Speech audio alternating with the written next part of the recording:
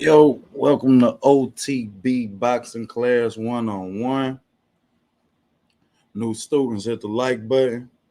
Go ahead and subscribe on your way in. Old students, have a seat. Man, we got some shit to get to today. Got a lot of fight news to break out for y'all. A lot of fight news. We gonna get to the fight news first. Welcome to OTB Boxing Class 1-on-1. New students, subscribe on your way in. Old students, hit that like button. We gonna get into some Adrian Broner talk. Excuse me. We gonna get into this Adrian Broner shit a little bit, man. Yo, we gonna we got some fight film to break down. Yeah, we got some fight video to break down. I got some exclusive film just for y'all too, man. So so yeah, y'all tap in, man. Let's get to it. Let's get to it. Matter of fact, let's get to that first. Let's get to that first. How about that?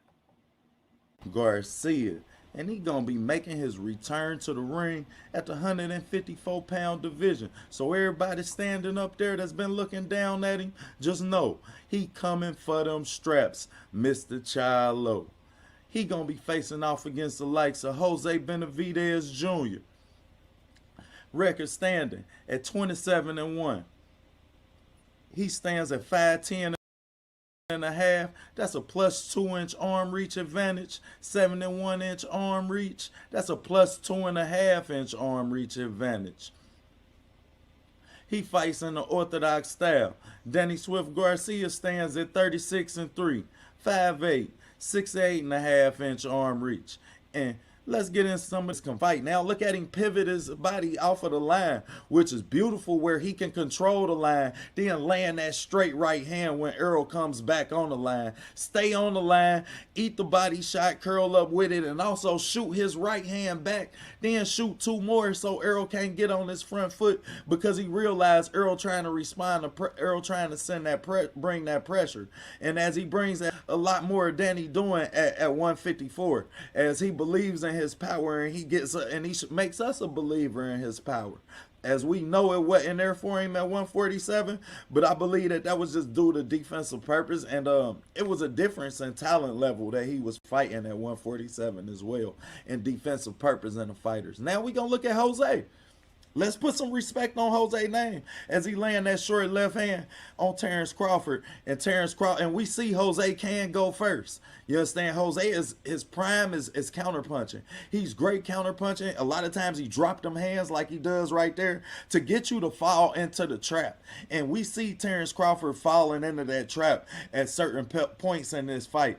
Right now, Terrence gonna double up the jab. Jose just gonna keep his distance because Jose is a lot of times he has a reach advantage and a height advantage over his fighter. But what I want to notice right here is how tight that is. That is a tight man. That's a tight peekaboo. I ain't gonna hold you as he comes in with the peekaboo style a lot, where he'll tighten up on that. But he does have subtle head movement. You understand? But a lot of times when he go in that peekaboo guard, as he shoots that power shot to try and keep Terrence off the line, and you see Terrence circle out where he can control the line. Then you're going to see him shoot that jab so he can keep Terrence off of that front foot. Now as Terrence began to try and take that outside lead foot dominance, look what he do. He leaned out with his jab to get Terrence off of that lead so he can't keep the lead foot dominance. And that let me know how bright a boxing man Jose Benevidez is. When I really rewatched this fight, I had a lot of respect for how bright he was and some of the traps he set for Terrence Crawford that Terrence really fell for. And Terrence not being a fighter, but Terrence was in boxing mode right now. As you can see him pawing that jab that Terrence gonna try and then setting him up with that left hand. Now if he sit on that shot, he'll knock Terrence out with that shot. You understand? If he'll sit on that shot, but it was set up from from him instinctively pawing with that jab that Terrence had, and that let me know how smart he is, and how high class he is. You understand? This is a high class boxing man. I encourage y'all to go back and watch the sparring film of him and Sean Porter. He got some sparring film of him and Sean Porter out, man, where he just really owns Sean, and really gave me a lot of respect. I tend to believe that it was preparing for this fight in which he brought Sean in the camera some work, but we know. All right, all right, all right, all right. Yeah, I got to get the OTB boxing class. Check that video out, man. That was just a little bit of it, man. But let's get into this news, man. Let's get into this news as everybody come in. Salute everybody if y'all ain't hear me. Yeah, I mean, definitely got to salute y'all. Shakur Stevenson has his card set for Robert Casasial. That will be September the 23rd. And he got Keyshawn on that card. Shushu, Jahad Tucker, and Cash Flow Floyd. So they definitely stacked that card for Shakur, him and Robinson Casasial. That's going to be a good-ass fight, man. I can't wait for that fight, and I'm definitely can't wait to break it down for y'all, man. That's gonna be a good fight. nah, Skywalker. That was the video, man. That'll be up. It'll be up in a minute, man. We waiting on it to process now, so yeah, everybody can go and check that video out in its entirety. You dig? But definitely put some work into that, man. That's a good film watch too. That's a good film watch, man. And we gonna get into we gonna talk about that in a little bit. Let me get to some of this other news brought to us by L Dub. Y'all get the L Dub boxing over there, man. I'm telling you, man, L Dub be on everything before it happened. Like he in the meeting rooms with the boxers, you understand? But Fernando Martinez gonna be fighting off against Yerwin Uncayas. That's a rematch set for October 8th, PBC card. That's a minimum flyweight or 111, 115, some shit like that. I know my girl legs weigh more than that. So shit, good luck. You're gonna need some binoculars to look at them little motherfuckers in the ring. Then you got Devin Haney Cambosis set for October 15th, back in Australia. You dig? So and then I gotta get to my boy Prince Albert Bell, gonna be facing off against Nicholas Polanco. We all know Prince Albert Bell undefeated, 22-0, fighting out of Toledo, Ohio, in the building. And he gonna be facing off against Nicholas Polanco. And tonight we got some more Ohio in the building tonight. Salute, coach. Appreciate you tapping in, big bro. Definitely appreciate you tapping in. You missed the film watch. I've dropped a little bit of that film watch on Danny Garcia and Jose Benevidez. Try and get the people to respect Jose Benevidez, man. When I went back and watched the film on him, man, it's some film on him tearing Sean Porter a new ass too that I encourage y'all to go look at. But of course, y'all know about the WBO ordering Andrade and Janibek. My advice to Andre: get drug testing around the clock, bro. Get drug testing around the clock. Otherwise, go unify with Charlo and make that fight happen. I think that the boxing world will really support that. I know we gonna support that. You understand? Because we've been wanting to see that for a while since you showed all up at his press conferences, talking all of that big shit. So you understand? Go ahead and make that happen. Otherwise, you're gonna need a lot of drug testing for that Janibek fight. And then we got some more Ohio talent on the card tonight, man. All of y'all tune in to Abdullah Mason. Man, I'm doing a film breakdown on dude. I'm gonna do a special one like I did Duke Reagan. I got a Duke Reagan interview. Up. So y'all go check out that Duke Reagan interview, you understand, and get an understanding for what I'm gonna do with this Albert Bell breakdown. Skywalker say Janibek got back acne, maybe Roy's. Yeah, that's what it looked like when you got back acne and not face acne. Salute the hustlers home in the building. Appreciate you tapping in with me, Brody. Definitely appreciate you tapping in with me, man. Probably let y'all see some more of that Garcia and Benevidez breakdown in a minute, man. Tap back into that. Let y'all get into that. But yeah, man. I don't really like that fight, man. And if y'all, that's what I was on. Y'all get a chance, man. Watch Abdullah Mason tonight, man. Abdullah Mason is beyond special, y'all. I'm talking about, man. The kid is such a student of boxing. Like, yeah, I mean, that may be what I respect most about the Mason Five. Salute to the parents of the Mason Five. Y'all did y'all thing. All of them boys' heads is on right, and they all dedicated to the sport of boxing. You understand? And y'all know how much my state love the sport of boxing. You dig? On all levels. So we definitely big supporters of Abdullah Mason. Man, the kid is beyond talented. I'm talking about can fight in the pocket, can fight outside. Great boxing mind. He understands the line. The kid watches shoulders, you understand? And beyond that, man, I watched him work out on the 4th of July, y'all. And it was very special, you understand? And also motivating to me because as y'all know, man, I wrecked a couple cars in, man, and I wasn't really making no videos for a while. But shout out to Abdullah Mason. He really motivated me on the 4th of July watching him work out, man, and get it in while everybody was looking forward to fireworks. This kid was getting ready for Saturday night. So I'm pretty sure I can bet my name. I can bet the OTB boxing name on the fact that Abdullah Mason gonna show up and show out. So y'all make sure y'all watch that card early enough to check him out, man. And that's the Joette Gonzalez and Dog Bay card. Man, as far as that fight go, I don't know, man. I like Joette Gonzalez, you understand? I just think he just caught a bad rap. You understand? Sometimes you get caught in weight classes at bad times. And I feel like if he would have like waited on Shakur to kind of pass through 130, then we may have a different perspective of Joette. You understand? But I like Joette as a boxer. Again, he ain't never ducked no smoke.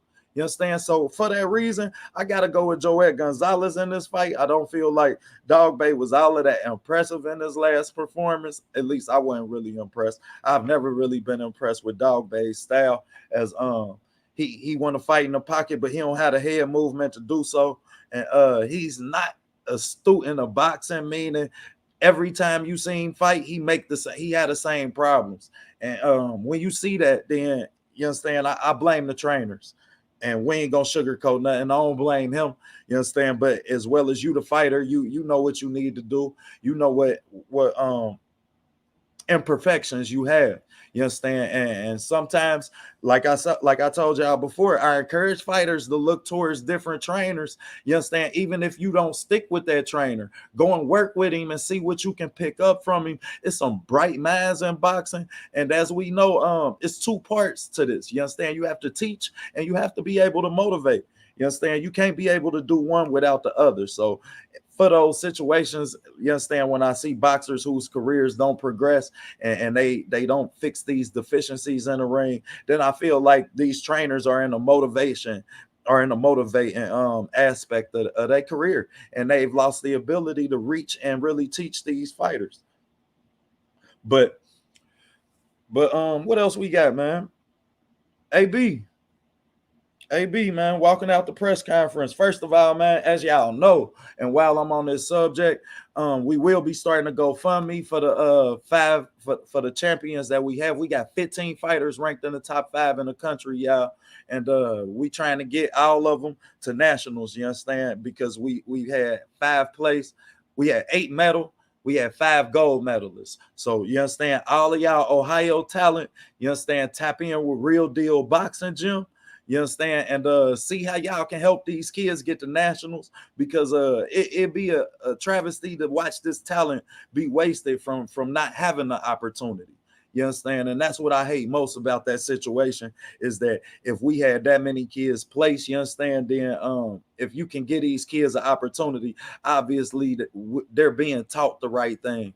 And it's our job to get them there. So for everybody in the Ohio area and everybody in the boxing community, you understand, be looking forward to this GoFundMe that we about to start to try and get these kids the nationals, man, because we still had 15 kids in the top 5 that all have the talent, you understand, to medal, but didn't have the opportunity. So that's something that we trying to stop in boxing, and we gonna take it as far up the Richter scale as we have to. Now let's get to this Adrian Broner shit. because y'all know about the talent that we have coming out of this city. You understand? This city has produced the likes of a Tony Tubbs, Rave Springs, Aaron Pryor. You understand? Adrian Broner, Rashi Warren. Like, man, I'm talking about when we don't do nothing else, y'all, we fight in Cincinnati. So when I see a career as in the aspect of an Adrian Broner, you understand? We of course we all know about the talent that was wasted, but we also got to pay attention to the fact that this man ain't had nobody to mold his career. He ain't had no Floyd Mayweather Sr. He ain't have the likes of a Floyd uncle. You understand? A lot of these fighters had Jay Prince, you know what I mean, like a Shakur Stevenson, and also a Winky Wright. You understand, who had the likes of a Jay Prince, and that's just a few of the fighters that Jay Prince helped mold and help make sure that they make the right decisions along the path of their career. And AB ain't had none of that. You understand? As much as he had Floyd wasn't telling him don't do shit. You understand? Floyd wasn't telling him don't do that. Floyd was watching him step in shit, and then you understand. Shit, we all know what happened in the later part of that. So we got to acknowledge the fact that this man was self-made. You understand? About Billions was something that he built off his brand. He made himself a household name, not just in the sport of boxing, y'all, but within the hip-hop community, within our culture. You understand? This man made himself a household name, not off of his talent, you understand, but off of his ability to sell himself. And when we at a time in boxing, when we trying to get our best boxers to sell themselves, we trying to get Gary Antoine Russells to jump in somebody video and sell himself so the world can know about his talent. You understand? We trying to get Keyshawn Davis out there where people can know how much talent this kid got. You understand? And then you got to give him his props where it's due. You understand? Also in that likes, let's remember, you understand, this man saved boxing. Yeah, I'm going to say it. He saved boxing. When Floyd ass retired, you understand, y'all had to pass the torch to the likes of a Keith Thurman, a Devin Alexander. Who else was in that category? Tim Mosley, Tim Bradley, I mean. Of course, we all know about the Pacquiao, but yeah, I mean, he took it by default as far as our culture went. You understand? AB saved boxing. Shit, we watched boxing for a long time to watch Adrian Broner. So, you understand, let's also give that man the respect that's due. And when we do speak his name, you understand? So just like we credit all of the bullshit, but we gonna speak the facts and all aspects of it. Let's see what my man Skywalker got to say, man. Adrian Broner speaks what's on his mind and don't hold nothing back. Is just a part of his personality. Got respect for him. He brought me lots of entertainment, especially with Malignaggi. Yeah, everybody liked that Malignaggi shit. And big salute to Skywalker Boxing. Hashtag TWT, the winning team. You understand? Y'all get the Skywalker Boxing, man. Also, for all of you guys who like fishing, you understand, man? He run a fishing show on Sundays that I was blessed to be a part of this week. Y'all know about my roots from Macon, Georgia to Little Rock, Arkansas. You understand? So, man, we definitely love to fish. We love to drop a line in the water. And y'all can get on over there and talk a little bit more than boxing with Skywalker, man. He definitely a bright boxing mind, though, so I can appreciate him. You understand? And I expect y'all to, too. But as far as Broner go, man, we got to give him the respect he do, man. And even if he loses this fight, I'm sorry. Once I slept and thought about it, you understand, man, this man helped build PBC. Shit, Danny Garcia couldn't do it. Like, let's be real. Danny just wasn't big enough. As big as Danny was, you understand, he helped build PBC.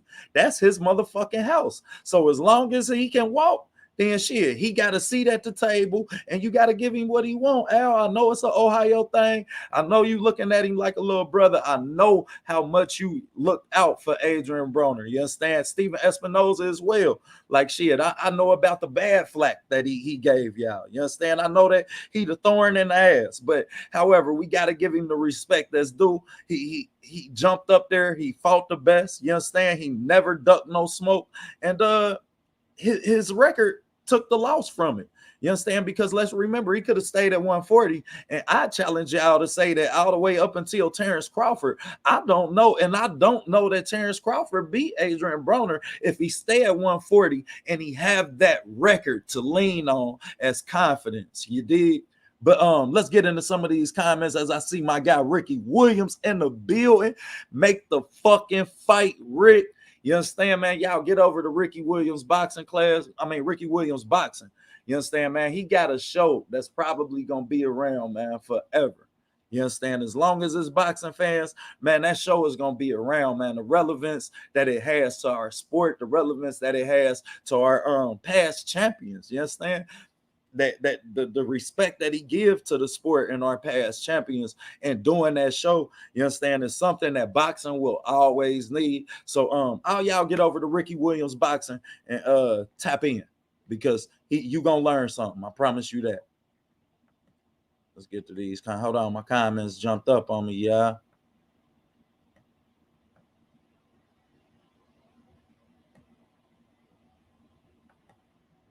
There we go. There we go. Oh, of course, Skywalker. Don't thank people for shit they supposed to do, y'all. Real talk, man. Quit thanking people for shit they supposed to do. Everybody want a pat on the back for some shit that you supposed to do. Man, I ain't telling you thank you for some shit you supposed to do. Now let's get to my homie Hustler's Home, man. Hustler's Home say the thing that gives me. Damn, this motherfucker keep jumping. There we go. The thing that gives me peers act like they could have handled the millions at 20. You understand? Facts. Let's remember how long he was a champion and how long he been rich. You understand? Coming from somewhere where you just don't see people get rich. People get rich because they leave Cincinnati, y'all. You don't find nobody that got rich staying here. God damn it. But back to my guy, man.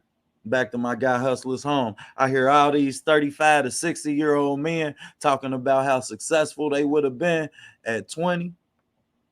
Sounding despicable. You understand? Sounding despicable. Saying what y'all would have did if y'all was in that man category and if y'all was in that man's shoes. And I don't know that y'all would have had the discipline to be in his shoes. You understand? When all his homies was selling beats to Lil Giant, you understand? And AB was on the rapping side. AB still ran his ass up Northern Boulevard all the way to Kentucky, you understand? At 7, 8 in the morning. I remember taking my daughter to school, giving bro waters on my way, you understand, to drop my daughter off at daycare. Like, you understand? And him, Rashi, Slick Dead. It'll be about 4, 5 of them, y'all. Like, I'm talking about before the dime break, they up running. You understand? And unfortunately, that's the hunger that he lost. So I'd encourage AB to bring your ass. Nah, don't bring your ass back home, because you're going to be all in the bar. Keep your ass in Colorado. Just watch the show, man, and really take heed to the fact that everybody love a comeback story, y'all. Everybody love he made it to the top, lost it all, and gained it back again. You understand? That shit would be the biggest story in fucking boxing. Like, you be hearing about that shit for centuries. Every time a fucking champion lose or do some dumb shit, you'll be able to say, well, Adrian Broner fixed it. Adrian Broner came back. And I think that that's really what the boxing guys is trying to tell, you understand, us that we can't have, because boxing is a sport, child, that you only get your prime from 25 to 30. Shit, you get your man strength at 22. So from 22 to 25, you learning, you soaking. Every sparring experience means something. You understand? Everything means something at that point. So by the time you 25, that's when you kind of put it all together. Let's see what the homie Ricky Williams say. The crazy part is AB roadblocks are mental. He can flip the switch if he wants. Facts. He can flip the switch and would indeed be the problem. I agree with you, Rick. Definitely could be a problem. When you talk about the likes of 140, you talk about the performance that a Josh Taylor just had. Not to mention, Josh Taylor ain't the most active fighter. Then you look at a fighter in a Jose Ramirez, who's a front foot dominant fighter, catering to catering. I'm talking about catering to a back foot counter puncher. You understand? That's a pretty ass knockout right there. And I really don't feel like I could count him out against Regis. I really don't. Salute my guy. Man, Goku. That's what I'm calling you. You Goku to me. I see you, Brody. I see you in the building. Salute Queen Sheena. Appreciate you tapping in. But yeah, man, I feel like when you talk about that 140 division, as long as he can stay away from the likes of a Gary Antoine Russell, you understand, and keep from being his lunch meat, and we can see the best Adrian Broner because, like, shit, out of him being the champion since he was 20, he only 31, 32 now, maybe 33 at the most, you understand? But he still got about 2-3 good years in him. And we can all say that we have yet to see the best Adrian Broner. I challenge y'all to say the best Adrian Broner I seen was after he got knocked the fuck out against Marcos Maidana. The Adrian Broner you seen in that fight was the Adrian Broner that was fighting off the front foot, Adrian Broner that was responsive to anything that Marcos Maidana did, in which Marcos Maidana said after that fight, he wasn't inclined to take the rematch because they know that they caught Adrian Broner at a good time, coming off a tour with Lil Wayne and Rick Ross and 2 Chainz. You understand? So, like, shit, your peers are always watching. Don't never think your peers ain't watching you. You understand? Your peers is watching and they want that spot. So it was a smart move and a very tactical move when you talk about a Marcos Maidana who would call out an Adrian Broner, challenge him to jump his ass back up to 147. You understand? Put it on his beard and use that as an application to go and fight Floyd.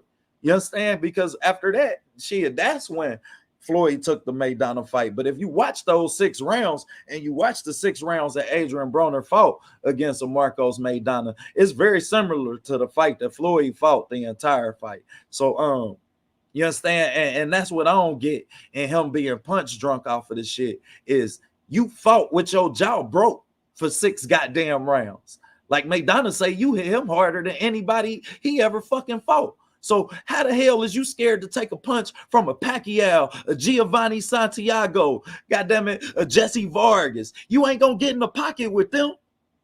Like, man, come on, man. You on some bullshit right now, bro. And I promise, man, your ass lose to Omar Figueroa, man, I know where to be at, bro. I promise, man. Hey, we got to, we ain't having that, man. We ain't having that.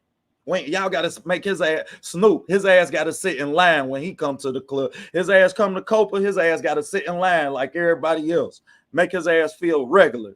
I think that's a problem. Ain't nobody made him feel regular. You dig?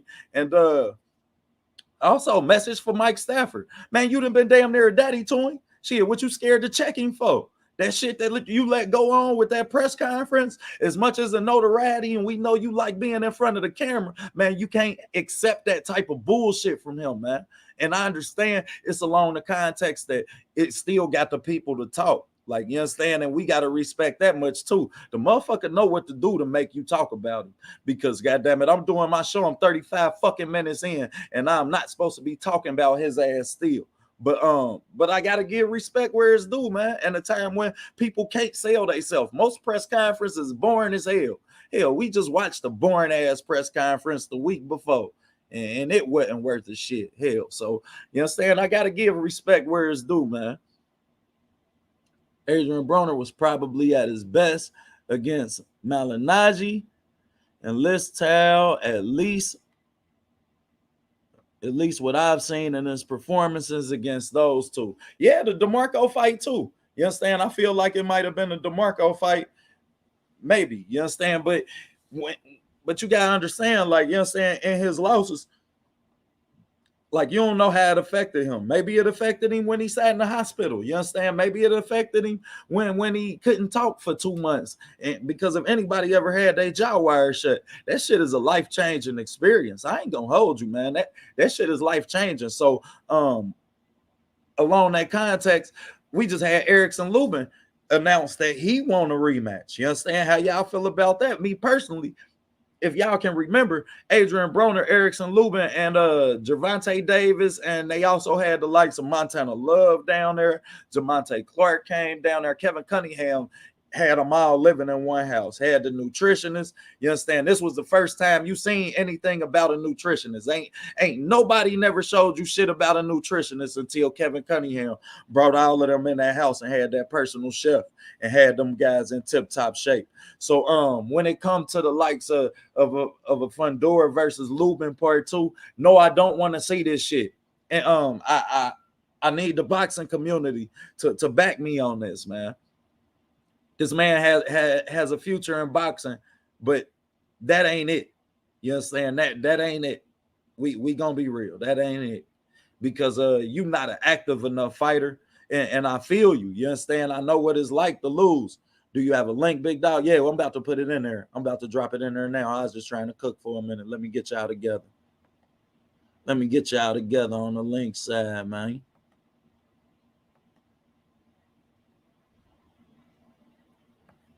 But that ain't it, y'all. That ain't it, man. I don't feel like he an active enough fighter to fight to feel like he gonna win that Lubin fight again. I don't feel like he's an active enough fighter to feel like he like we should want to see the Lubin Fundora fight again. There you go, right there. Yeah, go ahead. Come on up and chop it up with me. But I just don't feel like we should want to see the likes of the Lubin fight again. To be honest, Fundora will collect the belt that Charlo will vacate. Heyman will have everyone in position. Hey, I may be inclined to agree with you there, Rachel, and I appreciate you tapping in, man. Oh, my bad, Ricochet. My bad, Ricochet. My fault, homie. But yeah, I may be inclined to agree with you there. But I don't feel like Fundora. I don't feel like Mel vacate. I don't feel like Mel vacate, y'all. Mel like being a big dog. You understand? He like being a big dog. So I think that he stayed a big dog until you knock him off that pedestal. And I don't know that Fundora gonna be able to do it. I don't think that Fundora's weight transition is horrible to me, man. And we all knew that whoever could put him on his back foot would have some success. If you go and watch the Sergio Rodriguez fight, man, Sergio put him on his back foot a lot because Sergio just sat in there, ate the jab, and landed bigger punches. You understand? And I felt like Sergio really beat Fundora in that fight. You did? So I really feel like Jermell Charlo feet just too good, man.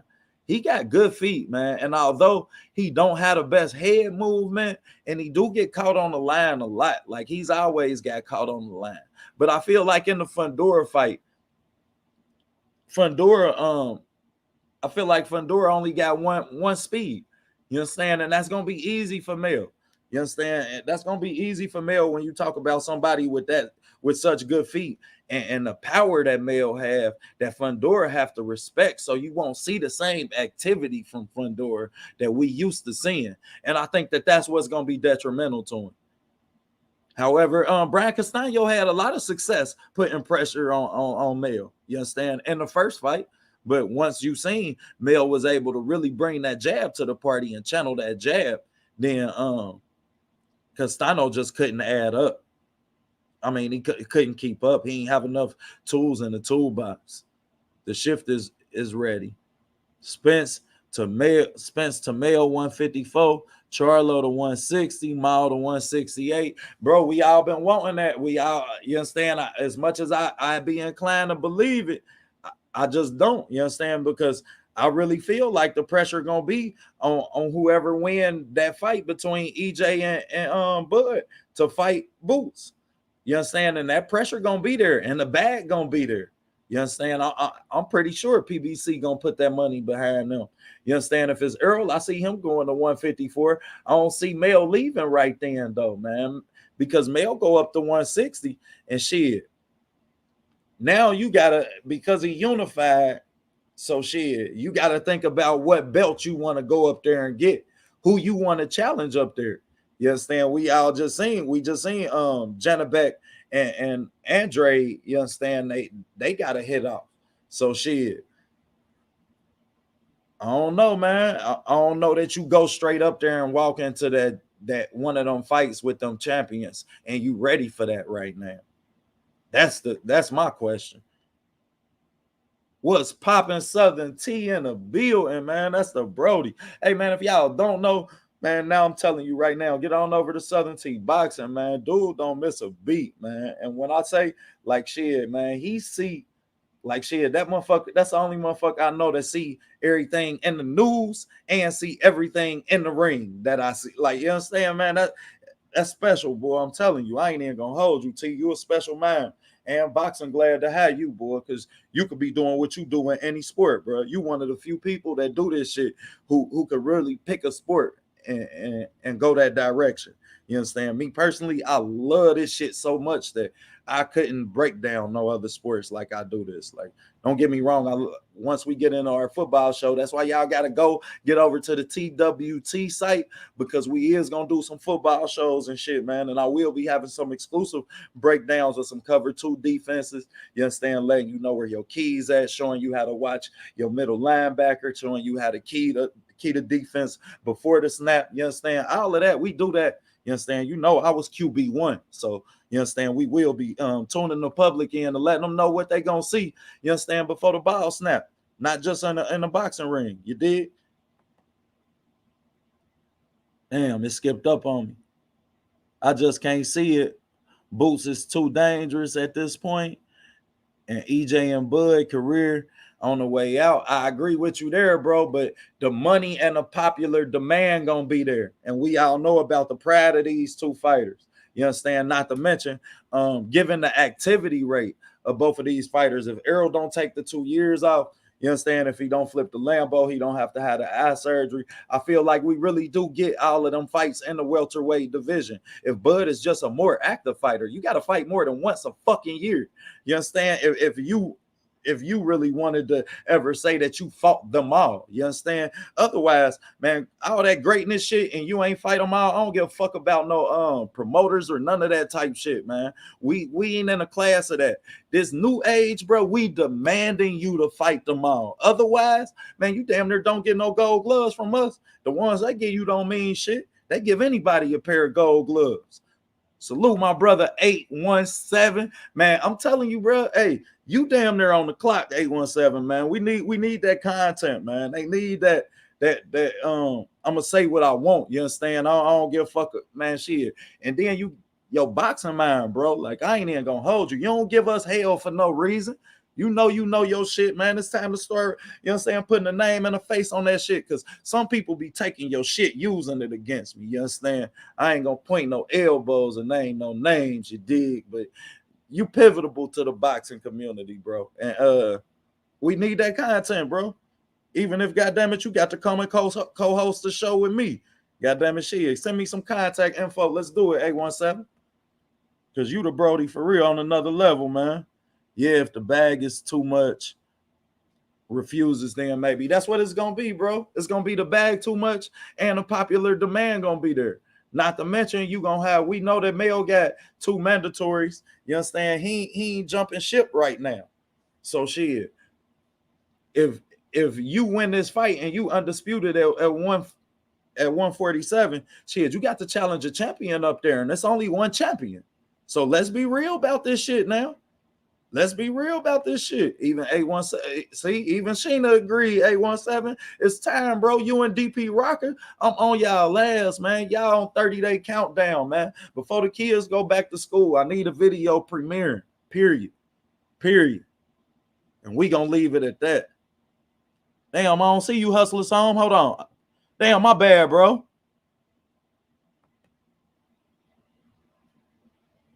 Bro. Look, he done left and skirted out on my ass. He say, shit, it took you too long, homie. He'll be back. There you go. There you go. I think I was muted. All right, you good. How you feeling today, Brody? I'm feeling all right, man. Just chilling. Listening to y'all, listen to you chop up. You know what I'm saying? I'll be in the background. Man, my bad for leaving you back there that long, man. I was kind of because I seen your back. I was kind of fixing it so my background will pop up, but I couldn't get it in time. It ain't nothing. You might just have to go through your internet server through a different, because I be having to get on like my Chrome. It only do it if I go to like my Google Chrome. That's the only thing that'll let my shit pop up. Yeah. I think it's my OBS. I don't got my OBS linked to my virtual camera. I was trying to figure that out. Yeah, that's what it is, man. How you feeling today, though, man? What you think, man? What you think about this fight card this weekend? Hey, man, I don't know, man. I like Joel Gonzalez, man. I think he got a raw deal. You know, I think he gonna come back and fight, man. He gonna come back and fight. But the thing with you that I really, really fuck with, bro, is I'm a big Adrian Broner fan, bro. And I really fuck with the fact that you stand 10 toes down on it. I really respect that, B. Man, I appreciate that, bro, man. I'm a fan of AB, man. And as much as you understand, he like when it's like the homie, bro, like the homie can be as wrong as he want in public. You feel me? Like when we in public, bro, you can be as wrong as you want. You understand? I got your back. Like, you understand? We gonna ride this shit out, or if we gotta fight the whole club. God damn it. Man, that's my homie. We came together. Argue in the car, baby. We'll exactly. But when we get in the car, god damn it, if we gotta stop 2 stoplights up and get out, you shoot the fade. That's what it is. So yeah, I mean, I definitely knew that the bullshit was coming. My only problem with it is a lot of times, you understand, people forget the state that boxing was in. You understand, when Floyd walked away. And they forget how pivotal AB was to a lot of y'all that's diehard boxing fans now, being casual fans when Floyd walked away. Why they think PBC give this man a chance after chance? Why they think they put up with him like that? They put up with him like that because they know what it is. They know that he saved them, bro. They know what it is, man. They know what it is. And the thing about the AB situation with me is I'm not the type of brother, I don't go to the restaurant and ask the cook what he doing at home. You know what I'm saying? So I really don't, you know, I don't care about what the nigga doing at home, man. That's just simple with me. I mean, I get when people say he ain't throwing no punches and all that in the ring, but I challenge you to give me one fight where Adrian Broner was averaging 100 punches around. I challenge anybody on the internet to give me an Adrian Broner fight where he was throwing 75 punches around.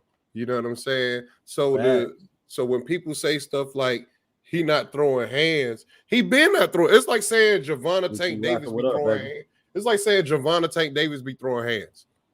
Fact. You know what I'm saying?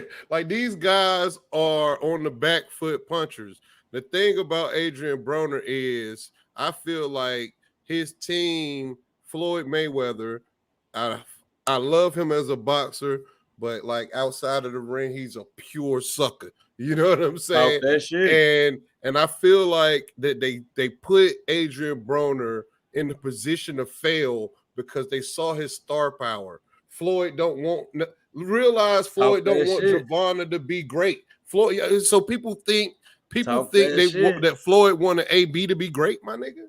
People that shit. They put that man in the ring with Marcos Maidana, bro. And I can go far back when I really analyze it, because you understand, and like shit, you got to remember Floyd from Grand Rapids, man. Anybody that's ever been to Grand Rapids, y'all, this ain't the motherfucking Mayberries.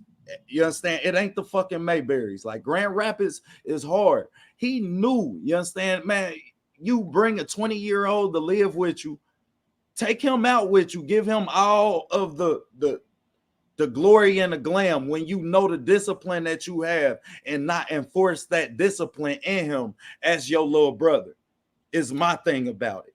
You understand? Yeah. And I don't even think it was about being I don't think it's about him being an old little brother, bro. It's just like that was a business move, bro. It was a business move. That was a business move. Is a play. Everybody keeps saying Tank wouldn't have been no star without Mayweather. That's a lie. Anybody could sell knockouts, bro. That's a fucking lie.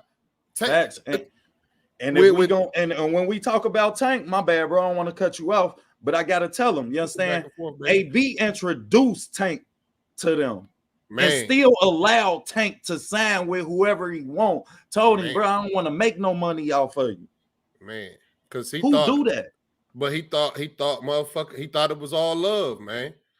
He thought it was all love. He falling in love with a snake, man. He falling in love with a snake. Them boys snakes out there, man. Realize Floyd ain't never built nobody, bro. Like, he had hella good fighters, bro.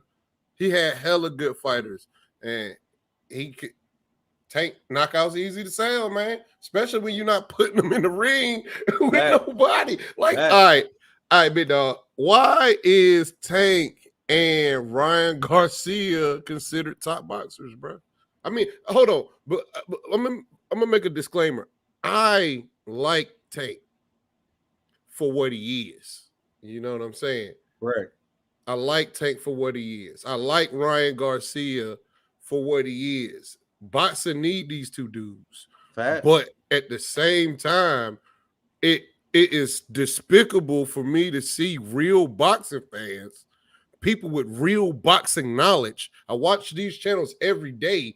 Come on here and compliment these two dudes who haven't done nothing with a straight face. And Tank got the ability to make any fight he want. Facts. Tank in the same situation as Canelo. Tank can fight anybody at any promotion he want. He can fight Salida promotion. Who not making no fight with Tank now? Gotta say, everybody want to fight Tank now. And one thing you can't deny, like my problem, like bro, like my problem with Tank is the talent. Like when you got the talent, when I can look, you make me think I'm dissecting boxing wrong. Like shit, do I believe in you more than you believe in you? Facts. You understand? Because when I look at Tank, y'all, like, man, the ability that he have in the pocket is special. Like, man, when I say everybody can't go toe-to-toe, everybody ain't no toe-to-toe fighter. You understand? And dude is just special. You know what I mean? And Shakur Stevenson would be Tank. We're gonna get to that in a minute, bro. I think he's special. I'm not gonna say Tank special, bro. I'm gonna say he's very good. He's an A+ fighter. He's a very good fighter. But and I say that because of his IQ and his ability to lull opponents into making mistakes, right? We saw Teofimo. We saw Leo Santa Cruz outboxing Tank fairly easily until the corner told Tank, hey, you're losing this fight. And Leo Santa Cruz backed himself to the ropes. Tank knew he wasn't cutting no ring off or nothing. He was following Leo Santa Cruz. You know what I'm saying? Leo Santa Cruz was controlling. And then, boom, you know, he got that dynamite power, man. That's like, it blows me because the same niggas that's bigging up Tank talk shit about niggas like Deontay Wilder when they literally got the same fighting style. These niggas literally got the same fighting style. And to me, bro, like that's why I have to make sure everybody realize that's a special talent to have. You understand? That's a special characteristic to have when you don't have a jab to set up that type of power. Yeah. You understand? But you can continuously land your punch. Like, man, that's what makes him special. You understand? Because a jab would make Tank unbeatable. Like, can you imagine having to fight Tank if he had an active jab? Like, shit, man, if he could set this shit up and he didn't have to lose all of these rounds before, you understand, he had your timing down and he can really capitalize off of things that you make. But the precision in him and Deontay Wilder, you understand, they don't miss. When they miss, then it's coming. The knockout is like 6 minutes away. You understand? And you can see when they miss. You understand? And definitely. But he's definitely a special talent. And I just feel like he cheat the sport of boxing when you don't fight the best, bro. When you that damn good. And then you won't improve, which allow me to know that now it got me questioning people around you. Like, have they not told him that with a jab, he's fucking unbeatable? But it's just, does he believe that? You know, because he's like, you fall in love with a weapon. Like you fall in love with a weapon, man. And Tank has pretty raw defense on the inside. So, and his athleticism and his explosiveness, it works, man. It works. Like I said, Leo was controlling the fight against him, and boom, he's gone. Exactly. And like you were saying in that Leo fight, because man, who is that? My guy Drunk, appreciate you tuning in with us, bro. But like, can I comment on that? Yeah, go ahead. The execution of the style is different between Tank and Deontay Wilder. The execution of the style. Deontay Wilder has a more because that's only because of the size of the fighter. You know what I'm saying? The execution, Tank can't execute the punches Deontay Wilder execute simply because Deontay Wilder's taller. You know what I mean? Tank has to throw his punches up. So when you see these two fighters throw their straights, Tank is executing it with his lower legs. Deontay Wilder's using his hips. That's Right. why There's a different punch trajectory. that's why the skills look different. You know, that's why, and Tank is more athletic on his back foot. That's why the skills look different. Tank only in the business to get paid. He don't care about belts. Damn, it jumped on me. He don't care about belts or fighting. What he fighting, who we want him to fight. He only about getting paid. Also, salute the Queen Tay Tay in the building, TWT. Y'all get the Tay Tay MMA Queen Combat and Entertainment. Man, Tay Tay got good comment over there, man. I was about to say the same thing. I ain't gonna hold you, man. Tay Tay get it in over there. Is that the same one as Tay Tay Brown? I don't know Tay Tay Brown. Not Tay Tay Brown. I'm tripping. Anyway, hey, but what you think about people that say Tank don't care about the belts? Well, yeah, I mean, Tank made it clear that he ain't care about the belts. You feel me? But that's a lie, bro. That's a lie. If he didn't care about the belts, why parade him as a 3-division champion when he never was? What'd you say, bro? I said, if Tank didn't care about the belts, why parade around him being a 3-division champion when he never was? Because that's just an accolade that they get to put on his name. You know what I mean? But they don't care about the belts, though. Yeah, exactly. They don't care about the belts, but they know what's gonna sell the tickets, and they need they needed the accomplishments. You understand, to put the seats in the ass. I mean, to put the asses in the seats. So his performance would keep the asses in the seats. You dig? He only had one champion, and that's what they banking on. Now he had two. He had an IBF and a WBA. Super. Both of them was super. I mean, was the real belts. But he only had them at the 130 division. I was about to say that was in one weight division. Yeah, that was in the same. When you talk about his real belts, his real championships, they all at 130. You know what I mean? And we all know how the politics of boxing masquerade your accomplishments. You understand? And so I wouldn't expect it no different for Tank. That's not really what kind of pissed me off about how they sell him. What pissed me off about how they sell him is that they've made it clear to the boxing fans. They've made it clear to the boxers. They've made it clear to the casual fans that we won't see him fight nobody that we want to see him fight. They don't give a fuck. And you understand? That's just what it is. Like shit. And at that point that you tell us that, then you understand, I gotta be inclined to agree with my cousin Ghetto Guys. Y'all get over to Ghetto Guys too, man. He got some good content on the hip-hop culture side, you understand, and a little bit of boxing content. But I'll be inclined to agree with him and say, shit, put their ass on Jake Paul card. They deserve to be in the Jake Paul category. If you not fighting for greatness, then shit, you entertainment. And once you make it clear that you entertainment, then hold on, I got somebody backstage, bro. I see you back there. My co-host in the building. What's good, man? Ohio Runs Boxing himself, big bro. How you feeling today? Man, working late, overtime today, man. Had a mandatory. My bad. Ain't nothing wrong with it, man. I told you, I need you to be straight first, bro. You always got to be straight first, bro. What's been going on? How y'all guys doing? We good, man. That's up here rocking with Hustlers Home for a minute. We chopping it up, man, a little bit. What you think about Broner, man? I gotta ask you, man. It's crazy. You know me. No, I think Broner being Broner. I think he don't pay attention to a lot that's going on when it comes to the PBC. That's for damn sure. He made it personal when it wasn't. And one thing about Broner, he tells you how he feels. That's one thing about Broner. He's gonna tell you how he feels regardless. But sometimes you gotta think before you react, man. You gotta think before you speak, and especially just trying to put Al in a bad light when that wasn't even the case. I didn't like that. You know what I mean? I didn't like that. Yeah, we feel some type of way about Al, man. Yeah, but but at the end of the day, too, I think if Al is doing certain things that ain't right, because he ain't perfect. Call it out. I'm with it. Call it out. If it's certain things you don't, you know what I'm saying. But I just think it's ways you go about it when you're dealing with a black guy like Al Heyman in the public.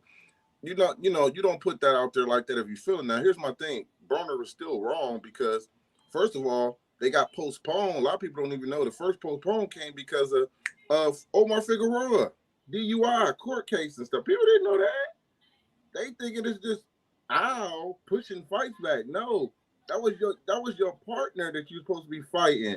That got that fight pushing back. So y'all, it comes off as that, oh, they ain't worried about me. They don't care about me. Listen, one thing Broner didn't say was he ain't getting paid no good money. He's still getting paid. Facts. Yeah. He is still getting, because he would have been said something about that. That's the problem. He's being spoiled. I don't never question no fighter's money. I don't care about it personally. They make what they need to make. Cool. But he's still been getting paid like he's undefeated. See, that's what people don't understand. Talk that shit, bro. He's still been getting paid like he's undefeated, bro.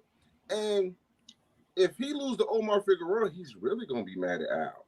I think it's a love-hate. He got a respect for Al, but he really don't understand.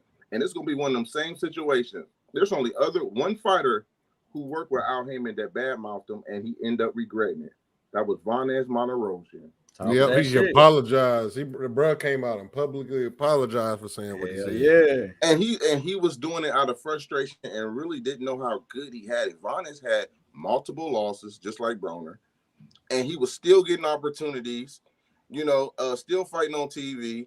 And here he is. You get this. Oh, they need to do this for me, bro. You've been losing. How in the world you think you should get the same privilege as a Earl Spence? Or, these other got Floyd Mayweather. I mean, Broner mentioned Floyd, for God's sake. That's what. Hey, that pissed me off. Like, damn, bro, you couldn't say nothing else. Like, you still say they don't do Floyd shit. Man, Floyd, they had a fucking press conference in 8 years, bro. Hey, so Susie said that I made a video. I was pissed, bro. Yeah, because I think that's to me it's spoiled. He don't even know how good he got it. And Vanez Monterosian was in the same predicament. And what happened was Vanez got with Don King, went across the street trying to deal with other people, and then he realized the ex-girlfriend that he left was actually good for him. That's what it comes when you think the grass is green on the other side. You realize, and I don't wish this on Broner because I'm an Ohioan, but I call it like it is. Yeah, too. Once that pay cut comes, when he really get that pay cut, he gonna be upset, but he gonna try to prove a point, and he's gonna go across the street, whoever, Bob, Eddie, De La Hoya, whoever it's gonna be, they're gonna pay him a good upfront money, but they're building around him. They're not gonna build around him. They're building their prospects to beat him. He gonna be thrown in with the wolves. He gonna get hand delivered to Eddie Hearn. They're gonna give him the what's that boy name at 147? Conor Benn. And Conor gonna outwork him. Conor Benn don't beat AB. I'm from. I ain't going. I ain't going, y'all. Hey, but hey, I'm with you 100%. It depends on how he looks against Omar Figueroa. Right. Definitely. Because if he doesn't look good against Omar Figueroa, he's gonna still, like I said, Broner doesn't feel like he has a loss. He still talk about fan base and this and this. You got to be humble. And he doesn't really. He doesn't really come off as that. He come off, I'm AB, I'm still putting answers in seat, which he do, but his numbers didn't do that good on Showtime the last time. So, it's hard that product is it's starting to get hard to sell now because people no longer man, chill out. It's kind of getting hard to look at it too, bro. No, I the public's sick of it. Yeah, I mean, we kind of get hard to look at. We know I love that nigga and that shit. Yeah, and they get harder and harder every time you got to see him get his ass whooped in there, and get harder and harder. But he don't be getting whooped though. Like he be losing the fights. But y'all, that shit embarrassing, y'all. That shit is embarrassing. That nigga when you talk about the level of fighters that Cincinnati is known for. Now, punk ass fighters ain't shit that we ever had. Yeah, because he was so sharp when he was good. Like he was so quick, his hands was lightning. But I think with AB, and I was telling Mark this. I think with AB, I think he takes more pride in not getting knocked out. Salute Kawhi Elliott actually winning the fight. Yeah, I get it. He bought what's that boy name that be dyeing his hair? The damn Chris Colbert? Yeah, he like that nigga. That Oh, nigga was so scared to get knocked out, bro. He was so scared to get knocked out. Here's the difference. Here's the difference between Chris and Broner. Broner was as a dog though. See, Donner. Oh no. I'm not comparing them. Yeah, I'm talking about like that situation. That was only one situation. Because Broner's resume is absolutely disgusting. That's why I don't get what people's fucking. Oh, I'm tired of Broner. Like nigga, he only lost 4 times though. Like stop it. This nigga's 34-4. Yeah, like come on, B. Yeah. And everybody he lost to Hall of Famers. He ain't lost to somebody ain't no Hall of Famer. Definitely. And that's my only thing when I like you understand. Don't think that my bias ain't within the due of understanding the deficiencies that he had. You understand? We definitely can now openly, you understand, put our finger on what the deficiencies is. But what I don't tolerate is us to not give him his just due when we talking about age in boxing, when we trying to get fighters to promote themselves. Here's another thing too I want to touch on too, which is crazy that you brought when we talking about Broner. You know, I'm a strong supporter of my own. When it comes to my state, I show love to everywhere else, but I start home first. Home is where the home state is where I have to start first before I start spreading love anywhere else. Talk about it, bro. But it's just it's ironic that we have Broner who's throwing Al, who's an Ohio guy, in the public. You know, it's like we always have our own do this. Bro, he called him before he did that shit and was like, hey, I need to sell some tickets. Yeah, man. I hope so, man. I hope so. That shit was looking bad, man. I can look. Out of frustration, it's just cold. With me, it's cold. I would never get out of so frustrated. Hell nah. That's like Jim Jones and Cameron saying, let's have a public beef to sell records, man. We ain't never. Hey, Ohio run boxing, my brother Marcus. Goddamn it, we ain't never going that route, bro. And if we do, it's be behind closed doors, and we have differences. It's just ways you conduct yourself when us as black people, you know, as black. I'm just talking about us because I see a lot of people using Broner as the example of why Al ain't good. He's using it, and I'm saying y'all got to think about it. Broner is in and out of jail. He's been consistently in and out. He's a troubled one. We don't talk about Danny Garcia, who got investments. We don't talk about Julian J. Rock with his investments. They do good things with their money. Wow. Jared Swift Hurt, who I gotta apply and tell most Tony Harrison. All of you boxers need to take a page out of these boxers because they really doing good things outside the ring, man. Yeah. But Tony Harrison be having Alicia Baumgartner look good, boy. Hey, you seen them working out online?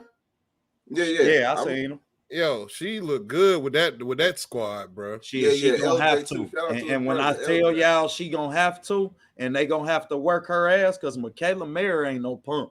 She's a beast. She's a beast, bro. She's a beast. She's a beast. But I think Alicia Baumgartner is a fucking absolute stud, though. She is, man. She's special. A fucking stud in that ring. And again, you know. I mean, a stallion or whatever. No, she is nice. It's just gonna come. She gonna have to dig deep. And you know what I'm saying? If she don't want to get caught, you don't want to be behind on the cards against a fighter like her, who's a good volume, man. She just go, man. She goes. Fact. Yeah. You do not want to. All right. So what about Shields in this punching bag she finna fight? It's kind of the same situation. Marshall ain't no punching bag. No. I'm gonna call her. I'm gonna call her punching bag because I'm Shields biased. Let me tell y'all something, man. Savannah Marshall can fight. Goddamn it. Yeah, she can. The girl can fight. Now she front foot dominant. You understand? But she plays her head punches. dominant. She head dominant. She head dominant, nigga. Her head, she be goddamn. She lead the charge with her head, nigga. No, don't play that. That little head be like that. She work her head, but the girl can fight, man. Yeah, she can. I like her. She plays her punches well. You understand? Yeah. But it's the ability to take a punch that I think could really bother Clarissa Shields. Now, if she let's say Clarissa hit her with her best shot and she take it. You understand? I think that might cause for a long night for Clarissa, man. I think Clarissa Shields is gonna box complete circles around her. I think Clarissa Shields is gonna be turning this girl. She's gonna look crazy, bro. Her Yeah, of feet course. She got is she got to her stay feet. disciplined. She got to Her stay. feet is non-existent. Oh, Shields is. She gonna have to not be emotional. You know, if she emotional, she gonna make mad mistakes.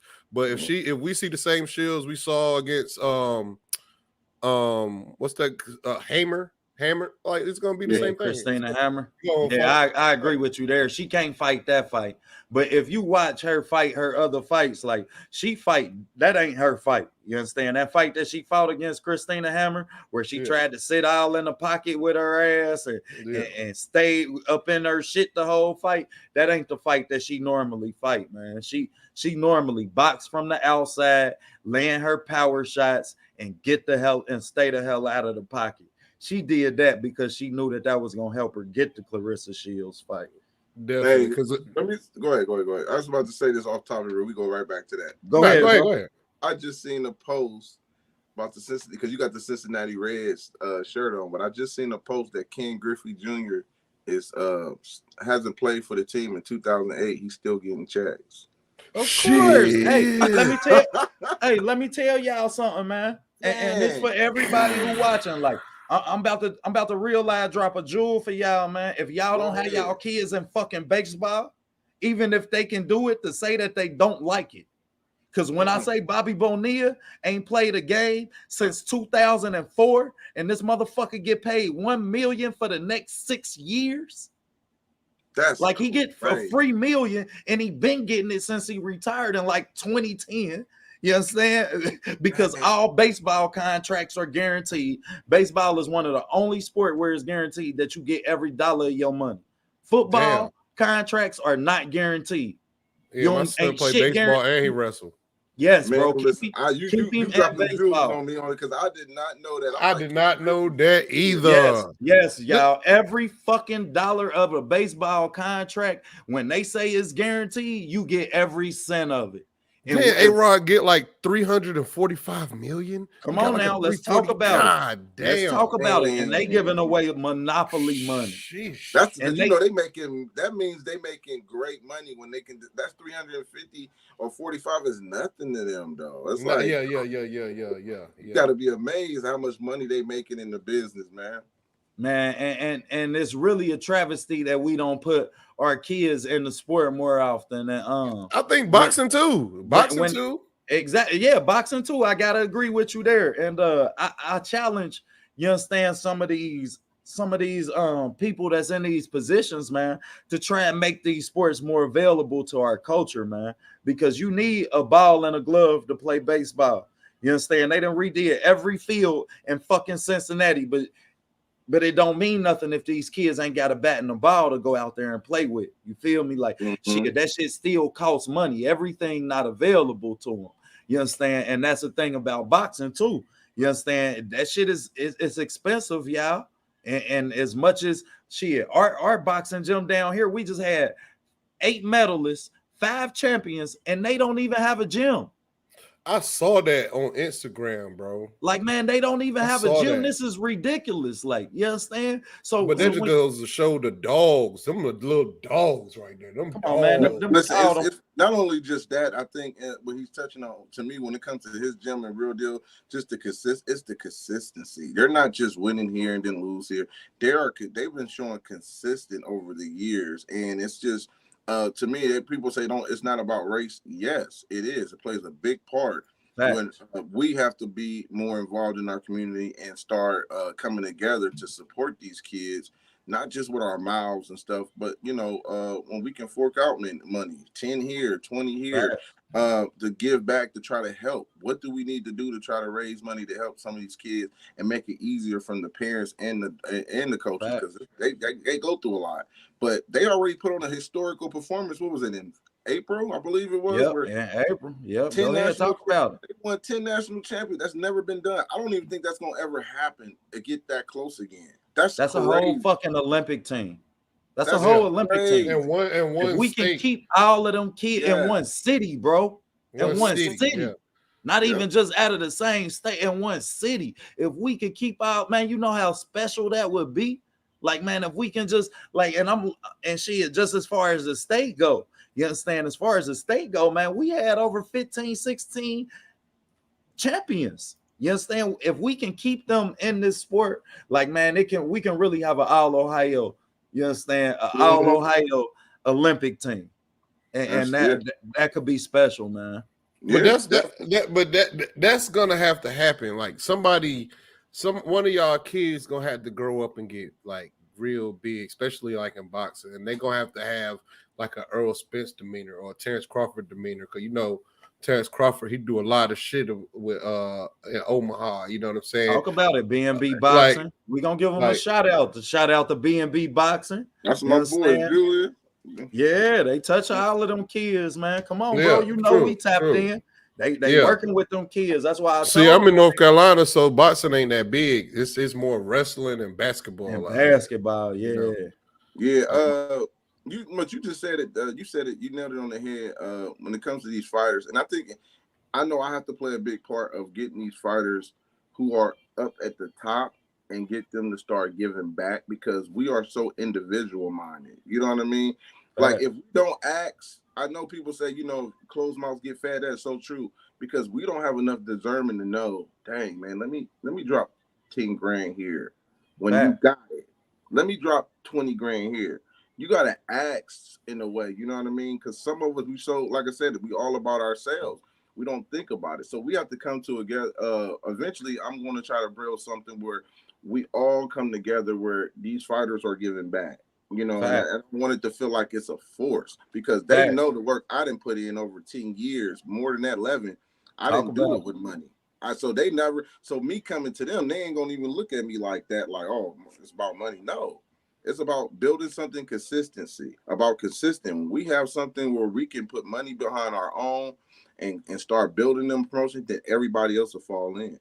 You know what I mean? So we have to build something. Like I said, it's about just starting it. So I'm definitely focused on doing something like that, where we start to get some of these guys at the top tier and make sure they look back and start, investing, instead of, getting broke and don't have nothing to show for. And especially when we know that the talent there. Like, that's my thing. We know that the talent there. And for it to not, I'm going to go on record and say, for it to not be an About Billions gym in fucking Cincinnati is ridiculous. But you got to understand, though, like, for it not to be a person on AB's team to say, hey, man, you should look back at your community, especially like when you're picking up the young fellas, like young men, like around 17, 18 years old. And if they talking to a true man, they're very easily manipulated. You know what I'm saying? Like, you can steer a young man into doing the right shit with the right stuff. You know what I'm saying? Like, if you can talk a young man into murdering his brother, you can talk a young man into building his brother a bridge. But it's just it's just like, man. It's all about trust. It's all about trust. It's all about trust, yeah. Trust, and I think on my platform, me building Ohio Run Boxing, they've seen that over the years. You don't know how many fighters, even legends that don't box, tell me how much they appreciate me talking about the legends and certain fighters that don't get recognition. And one thing my platform does do is keep fighters irrelevant that's not active. Hey, I want to interview you, bro, on my channel.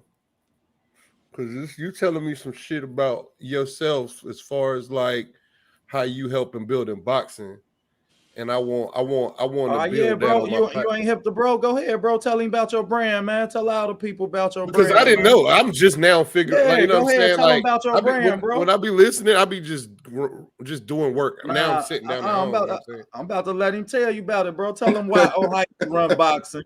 How Ohio run boxing. You silly, no, man. It's a nonprofit organization that I started, man. The platform was to focus on a lot of the past, present, and future of Ohio. People didn't even know how special we was, because they really didn't look at us as a whole, as the state. You know what I mean? When it came to boxing, like I was saying, we're so individual mindset. So when I started my platform, I started to say, I'm from Youngstown, Ohio. I could have said, Youngstown runs boxing, but I thought about the whole state. It wasn't about me.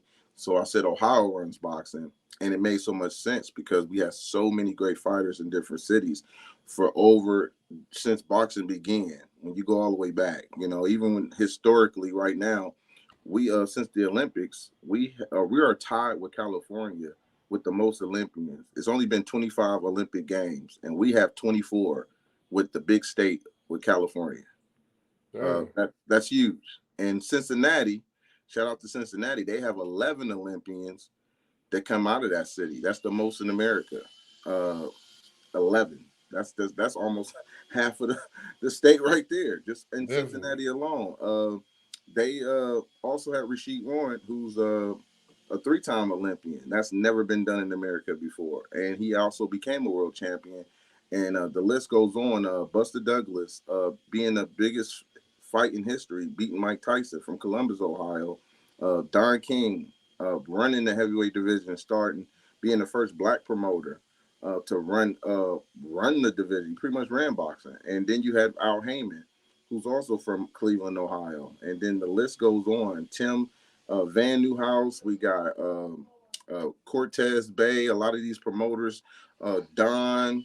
We got a lot of guys that's starting to come in that's behind the scenes in boxing as well. So it's not just about our fighters, but pretty much that's what I did. I created something where we all was uniting and banding together. So they all, even on my platform on Instagram, you see a lot of these guys, you see blue check marks, they all talking to each other. They comment under different Ohio posts, and they're supporting each other, man. And I think you have to build something. My brand is the first one that represent everybody instead of saying Marcus Boxing or just, it represent us. So it's not about me, it's about them. And that was something that's never been done before. I respect that. That's some dope ass shit, bro. That's some real dope ass shit. Damn, bro. Like, like that's the thing about this internet, man. You never know who you talking to, man. You never know who you talking to. That's dope. That's dope as hell, man. Well, hey, that is, boy. And I ain't even gonna hold you. That's who was instrumental in me. That's who told me, like, bro, you really got a different eye for what you see in boxing. Like, you understand? You cheating the sport if you don't get that to the people. Like, shit. True. 50,000 views later. Yeah. I'm catching you, man. I'm catching you. I'm at what 93, 94 subscribers. I'm catching you. Oh yeah, it's got to start, man. I'm gonna eventually start doing mine too. But like I was telling Mark, man, he had as a community, we have to support each other. And another thing that's really big, I don't take anything personal. I'm more understanding than anything, man. And I know that certain men in our community, they're not used to other men being successful in them. It's almost like a pride thing, and I don't have no problem with it. That's why my brand, I put myself in a position where you can't even say I'm hating, because I brag about our success. My brand is built on bragging about our success, and that's all over. You know what I mean? And there's a lot of people who don't get love. There's guys, fighters, that will go to war over me, man, because I've always showed them love has been sincere. I done caught the Greyhound to Pittsburgh to watch a journeyman fight that was from our state. And they appreciate that. They seen the dedication. They're like, this dude ain't just talking. We get a lot of that now. We get a lot of guys that's from different states. They love what we do. They try to, take the slogan, New York run boxing. And I don't have no problem with that, but you got to put in the work. Don't tell me New York run boxing, but you ain't talking about nobody from New York on your page. You ain't pushing no New York fighters. But yet you talking about talk about it. Talk about it. It's hard to copy me. It really is. It's not, you can say it, but you ain't gonna be able to put in the work. I done put in too much work, and I'm consistent. I love what I do. And that's what it's kind of hard to, to try to copy that when I'm not saying it, I'm promoting it and I'm showing it. You know what I'm saying? So that's the difference. You know what American boxing need, man? I think American boxing need like a DAZN for like amateurs and shit, like a app where you can see amateur fights, because I see little bitty YouTube channels posted. I try to catch them because I like to see people in their most rawest performances, just to see the growth. Like, look at like fighters like, I watch like Errol Spence. I watch Errol Spence because they made a lot of his early fights very, very available, like how he's developed into fighters, and these fighters appreciate it more. Mm-hmm. When they got Ohio runs boxing, they got a OTB boxing class. Like fighters do appreciate it more, but a lot of fighters like to they don't know a lot about the boxing world though. Like a lot of fighters don't know anything a lot about the actual community of boxing, like the online community, the Right. community that's holding boxing together.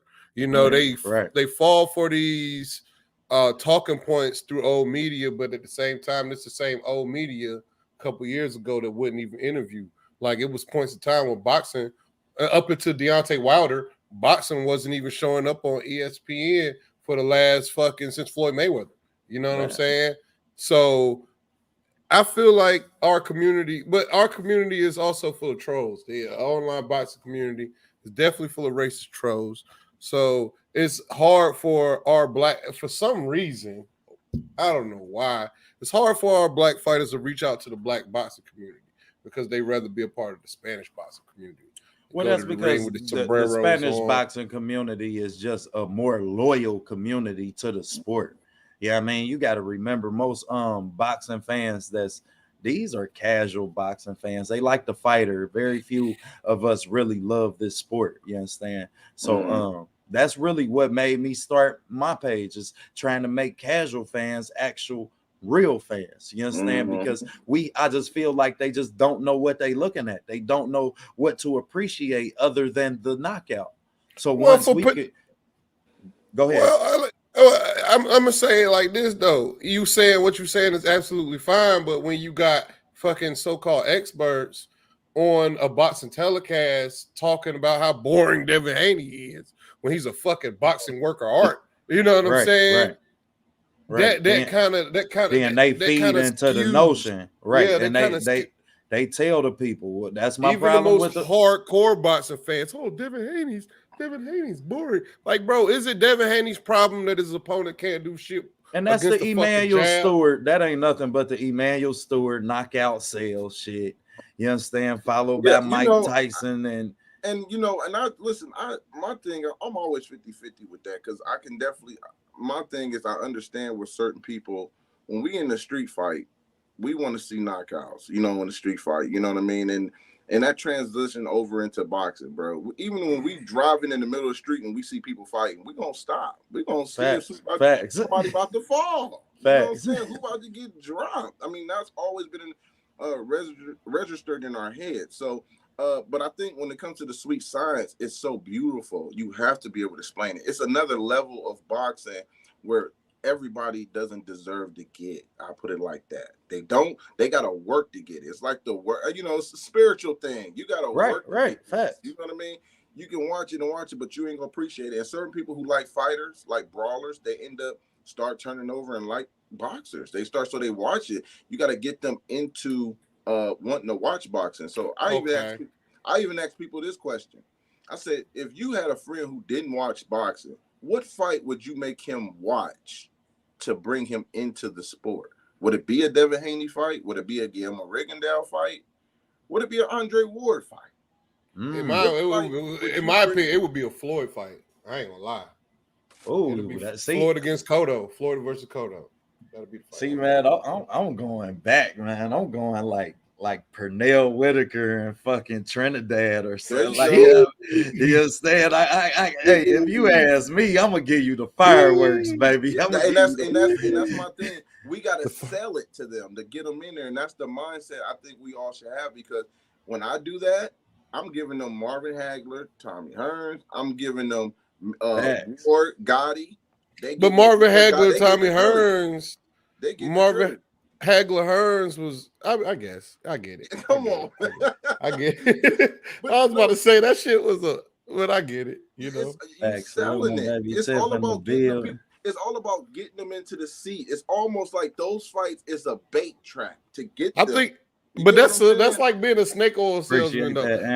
You know what I mean? Like, I feel like if you can't appreciate a majority decision fight, you know what I'm saying? You don't need to be in boxing. You need to go look at MMA or some shit. You know what I mean? That's like me inviting my mom to a fight and then say, well, she don't appreciate it. She don't need to come. She don't know nothing about the sport. No, It's like that. yeah, You know, It be like I that. get it though. too. Yeah, I get it. Hey, it's This definitely But a I'm double-edged biased. Hey, sword. Mark, look, Yeah, it's this is what definitely we a do all the double-edged time. sword. This is what I I'm got hella tired of doing, biased, and though. I know you can correct me on this. Tell me I'm wrong. When a fight like that is over, a Devin Haney fight like that over, we always find ourselves trying to explain to people what they were actually watching. What happened? Yeah. I got tired of it. I get tired of it. Hey, I ain't Tell gonna your lie, ass to bro. subscribe to I OTB be boxing reading. class. Hey, I'll show them what they look. watching. Me and my wife was watching.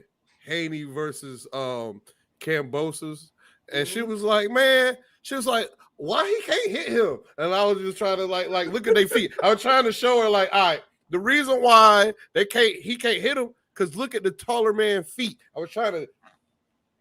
If you look at their feet, you can see that he ain't never in range. You know what I'm saying? See, and that's why I promise, man. That's why I'm about to actually start telecasting fights, man. I'm about to start really doing them. I'm definitely gonna Because watch some shit too. just to be able to have a perspective, I didn't realize how special it was to really be able to break down.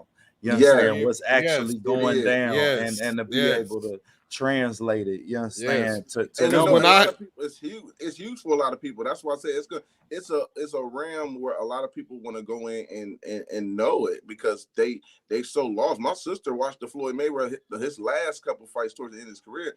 He won, but she would be upset like he ain't even. I want to say, yeah. He ain't even knock out now. He ain't even knocking. Yeah. Facts. But so, look, that's a casual. But how many times have you had to like hear a motherfucker be like, I forgot what I'm gonna say. But we was talking about the boxing or got fighters that box and the brawlers. I just think when I showed that Marvin Hagler and Hearns fight, your girl ain't gonna have to ask who hitting who. She ain't got to worry about that. She getting what she. You gotta say that. Yeah, I gotta say that. Arturo Gotti on that one, bro. But give her a Gotti fight. But at the end of the day, that's where it comes down to. As a lot of people don't look at it as a promoter side of the game either. We always look at it just from boxing side. I've been on the other side too. You know, I help matchmake and put fights together. So talk about that actually, I look at that and see. Like when people ask me questions, it's like, man, who would you take, Laura, Guillermo Rigondeaux, or James Kirkland? Would you take I would sign James Kirkland first before I get a Laura. Yes, Laura is a great tech, but if I'm building the show and I'm small, I need an action guy that's gonna help have people interested right now. Speaking of Laura, they announced that 120 days, and they issuing him and Triple G got 120 days after the Canelo fight. They might well get that man that belt now. Yeah, he gonna take that fight, or he gonna say he retire. Like this. He gonna retire. He said, didn't he say it? Didn't he say this was his last fight? I thought he said it because I watched the he's not gonna on the zone shit. But here's my thing. I always thought Triple G can beat Laura.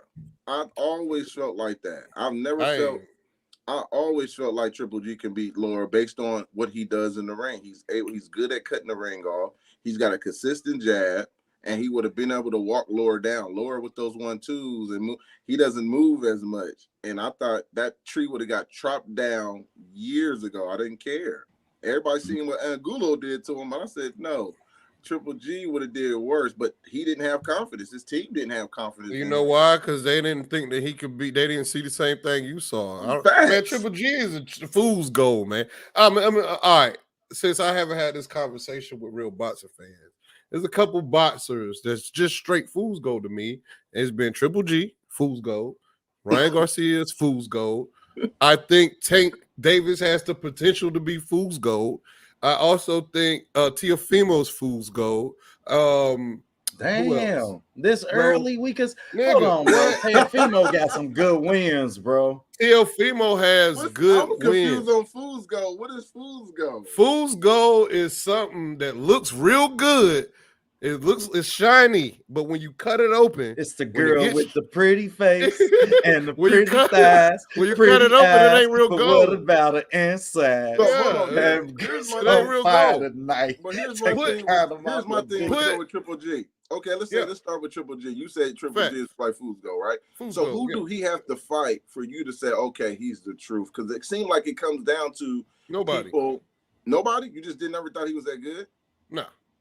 I Okay. thought he was. Wow. Okay. I thought he was. I know. I didn't say he's not trash. I thought he was a good fighter, but I mean, they said the nigga was the best middleweight of all time.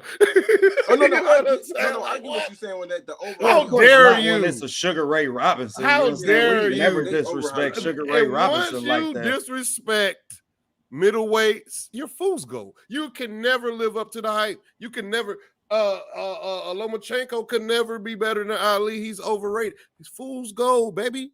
Fool's gold. Yeah, no, I get what you're saying. From that standpoint, I think the promoter's job was to try to is to put it out there like that, to promote them like that, because let's just be honest, they don't have that many consistent white fighters like the Hispanics and the blacks that comes. All they gotta do is put them in the ring with good people, bro. Yeah, but I thought That's no, the but best my way thing to was, sell a fight.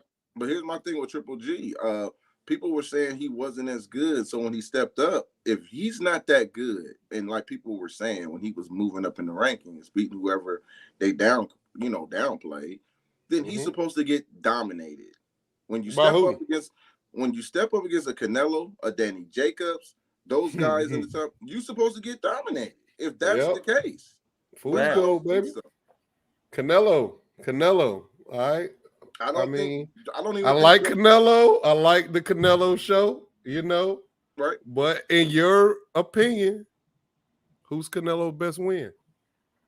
Who's Canelo's best win? Yeah. That's a couple of them. I gotta look, man. No, I said his holy absolute week. best win. Because we can't Best count win the or we best can't count. performance? No, we can't count. I'm not gonna count. I see when you got Shane Mosley on your resume, when you got Miguel Cotto on your resume, Right. when you He got some big names. I know that, but look where they Austin was Trout. at though. That's what I was gonna say. That's his best win, but we gotta say, I think Austin Trout is Canelo's best win. Oh Good man, man. that's Laura was tough. controversial. It's kind of. I never even looked at that. Like his best win. Dang, I never really looked at that. Because look. like I gotta go look everything on else was sus. Everything else was sus. Everything else had some shit in it. Everything else had some weight in it. Everything had some, you know what I'm saying? It had some clenbuterol in it. You know what I'm saying? Everything else was spicy. Everything else was spicy. So pretty much, like what you saying too, is this the whole middleweight? If you think Triple G ain't good, then Canelo ain't good, then the whole division ain't nothing. Then if they all, how do you measure up these fighters? If it's always an excuse for every other fighter, it ain't no excuse for every other fighter because I give props to the dudes that's fighting people. I give Jamal props Charlo. He ain't fought nobody. No, he hasn't. But he hasn't. One thing about Canelo and Jamal, when you come to comparison, Canelo ain't never in the ring looked at had a bad off night against a low level opponent. Jamal has multiple times. We give him an excuse. I think Jamal is Canelo's biggest fan. In my opinion. But I'm just saying because some people are saying, okay, Canelo ain't this and Triple G ain't that, but Jamal beat them all. But yet, still, Jamal doesn't separate himself when he's in the ring with other people either. He have off nights. He doesn't show consistency. Yeah, I agree. I think when I look at like he boxing, won't even take them fucking fights though. That's my problem with Jamal. Like you won't even you don't believe in yourself. Yeah. We I think Jamal is the fighter that could have been. He's gonna be that because when you look at his brother to me is in my opinion, is number one pound for pound boxer in the world. You know what I'm saying? I think Jamel's number one. So wow, Hustlers Home, I'm gonna make you stand on that, bro. We gonna be doing this for a long time. Look, doing this for a long time. I have a dynamic pound for pound list. We gonna be doing this for a long time, right? My pound for pound list based on activity. I used to have Canelo was number one until he failed a drug test. Boom. We about to get into that, Ricochet. He's gone. You know, at one point in time, Terrence Crawford was my number one. But like my nigga, he ain't. If you look at Terrence Crawford, who's number one pound for pound on everybody's list, look at his last 5 years of work, and look at Jermell Charlo last 5 years of work. Boom. You stand them side by side. You got undisputed champion. You are pound for pound. Who has the best body of work within the last 5 years? I would say, you know what? To be honest, I would still say Crawford, and I'm gonna tell you why. Because you comparing Crawford to a Crawford is a guy who's moving up. Man, that don't mean that a pound for pound, that pound moving up. Okay, he's moving up. Hold on.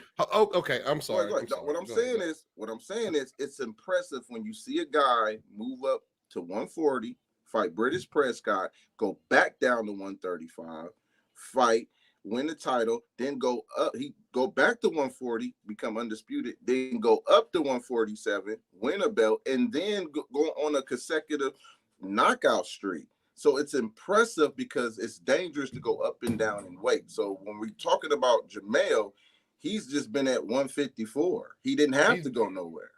But but he's been at 154 fighting pure killers. You can't say the same about these guys that Crawford. Bro, the guys that Crawford's knocking out ain't, bro. Come on, man. Okay, hold on. Please don't let me talk. Don't let me talk down on Crawford because I love Terrence Crawford. I'm not letting you. Listen, what I'm saying is because it's a double standard here.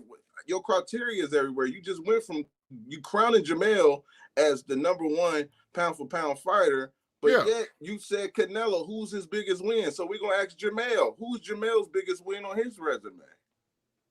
Jermell's biggest win is like, what are we talking about? Is a win that he drew in. Like, I mean, his biggest win is his comeback win. Definitely. Now, if you're talking about accomplishments, I'm not going to debate you on that. But I'm not. No. We're not going to talk about accomplishments because accomplishments-wise, Terrence Bud Crawford even eclipses freaking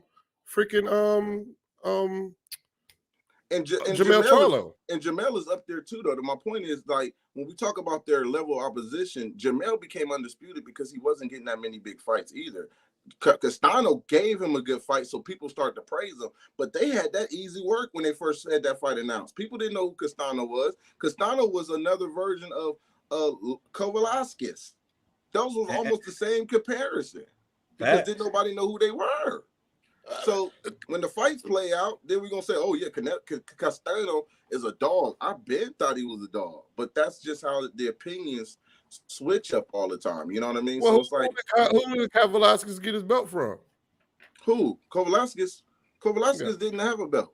But do you remember when Castano got his belt? Do we remember the performance him and Laura gave us that made him a fucking champion? I get that shit was horrible. But that's matchup though. That's matchups. That shit was horrible, bro. That was matchup wise. But the namesake, he still beat Laura though. No, he didn't. No, Kovalevskis. Who Kovalevskis beat though? No, who Kovalevskis beat? Hold on, Kovalevskis. But you're saying the wins is comparable though. No. But here's my thing though. Kovalevskis has always been a puncher. See, this is my thing. He's been a puncher. He was an Olympian. What does that mean? The best nigga with the best fucking amateur. That doesn't mean nothing, bro. No. What do you mean? Do Chef Ramsay brag about being employee of the year Burger King? No. My only thing, Hustlers Home, is you have to give the credit to Castano because he gave Jermell Charlo. Hold on now. He won in the first fight. It was a split decision. The Charlo card had Charlo winning 117, 111. He won on his card 116, 112, and then the last one split it. Now, I don't know who the fuck was watching that fight to score it 117, 111 for Charlo, but that was a fucking gift for his record. That draw was a gift. I thought Charlo won by one round. I thought it was 117, 111. You can that was money. That was money. No, that was money. Okay, long as we can agree that some politics had to do with Charlo being in that position. Look, I'm gonna keep it high. I'm biased to black fighters, and that's just my. Hey, you allowed to be, and I appreciate you. War Hustlers Home. You allowed to be, for man. saying it, bro. Be- Because a because lot of people tear apart their boxing knowledge and what I think of their boxing knowledge by having that bias without ever standing on it. So Yeah, the because fact that you stand on it, my OTB boxing class, bro, you always family here, and I always respect your input because you were man enough to say where your bias come from. and the reason why, and I can even give you reasons why, because our fighters tend to have more skills. We have better. I mean, when I look at a boxing match, when I see Canelo, I love Canelo. I love his upper body movement, but I just can't get past his feet. You know what I'm saying? I'm saying, like, why people not beating History him? lesson You know, from OTB boxing class 1-on-1 starting right now. Class is in session. and You gotta and watch Alexis Arguello. Go watch yeah, Alexis no. Arguello. You understand? Go watch. I'm not talking trash. Just hear me out. I know. I'm just saying to broaden your perspective and your respect for the other cultures and what they bring. And that's why I'm saying, like, that's what I was about to say. When I see that he don't got no feet, I gotta think, hey, is it his IQ? Is he coming at angles? Like, that's one thing when I see these fighters that's, like, to me, incomplete. And then when you see a fighter like Devin Haney get in the ring, it's like, okay, this is what it's supposed to look like. You know what I'm saying? I get to see Shakur Stevenson get in the ring. So you can stand on the fact that you can like. stand on the fact that you see Canelo Alvarez as an incomplete fighter. No, I'm saying that Canelo Alvarez doesn't have all the skill that my personal I like. You know what I'm saying? Oh, okay, he don't have okay. You know what I'm saying? Some people like to watch just two for what I Rock'em like Sock'em for Robots. my liking. Yeah.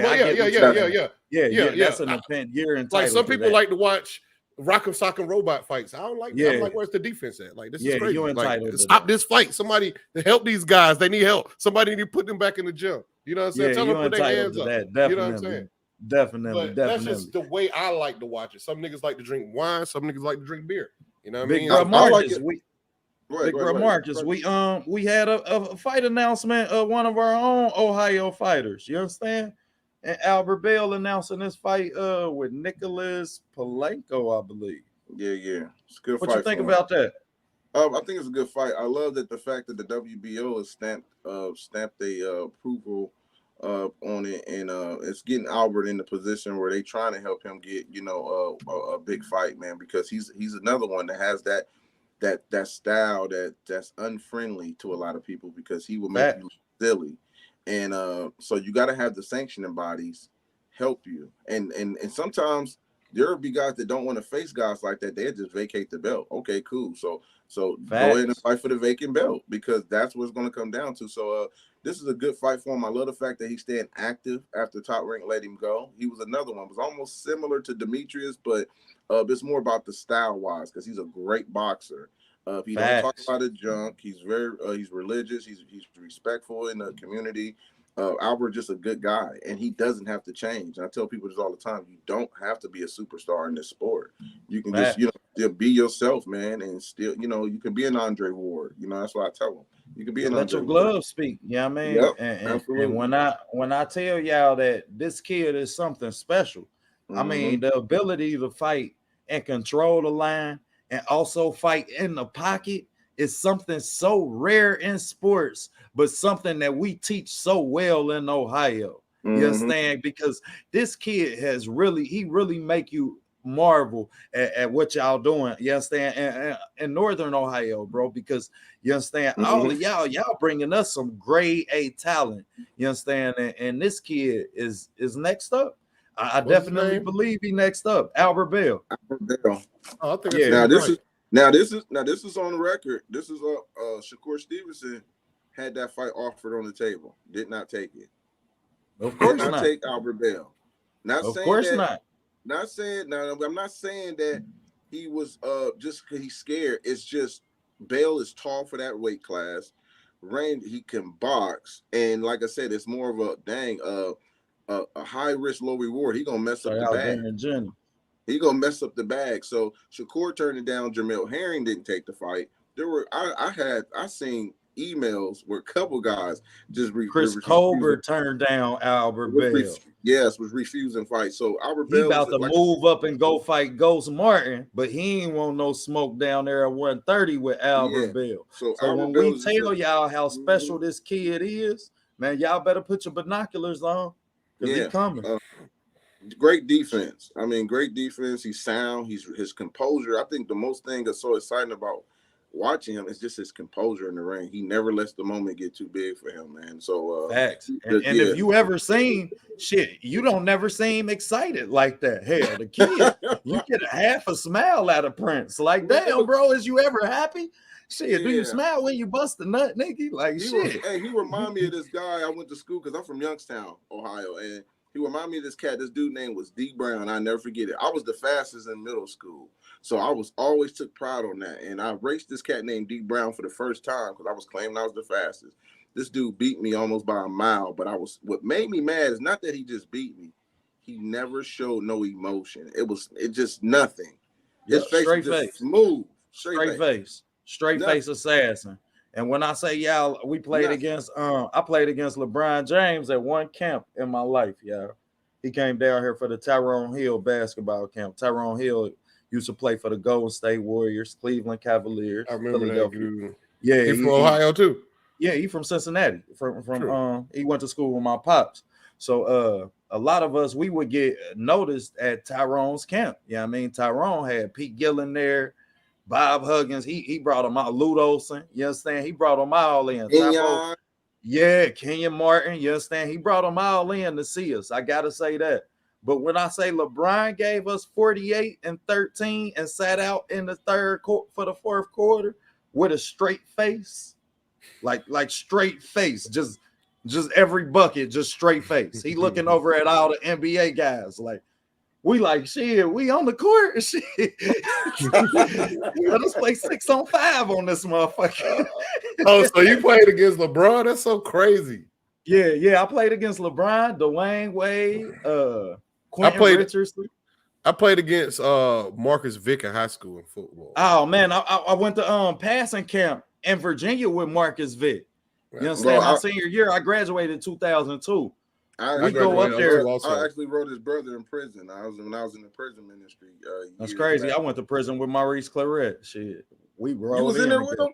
Yep. It was LeBron came and seen Maurice, y'all. When I say LeBron is such a stand-up man, just came to CRC. Like, you understand? Before you even get class, so LeBron came, dropped down on his books, brought him McDonald's. They sat, ate, kicked it for the whole day. Like, you understand? Just crazy. Like, man, it's crazy when you could be that humble to still, you know what I mean, level yourself out. And it's a sad deal with Maurice Claret, man. And a lot of people just see a lot of talent that was wasted. But let me tell y'all, man, that was beyond his control, man. You understand? That would be dope if LeBron was a big boxing fan. Sometimes he really is. Boxing. He watched boxing. I'm talking about like he really is.